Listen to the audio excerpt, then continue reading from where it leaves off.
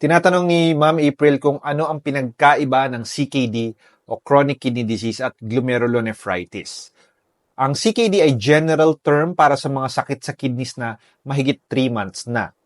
Ang criteria nito, dapat for 3 months or more ay mababa na ang kidney function defined as less than 60 ml per minute or may protein or dugo sa ihi or may abnormal findings sa ultrasound yung kidneys. Maraming causes ang CKD at pinaka-common ang diabetes. Ang glomerulonephritis ay isang cause ng CKD kung saan nagkakaroon ng inflammation o pamamaga ng kidneys na nauuwi sa pagtagas ng protein o dugo sa ihi and eventually kidney injury. Examples ng glomerulonephritis include IgA nephropathy, minimal change disease at lupus nephritis. Magkakaiba ang gamutan ng mga iba't ibang klase ng CKD at glomerulonephritis. So, best talaga na ma-diagnose agad upang mabigyan ng tamang gamot.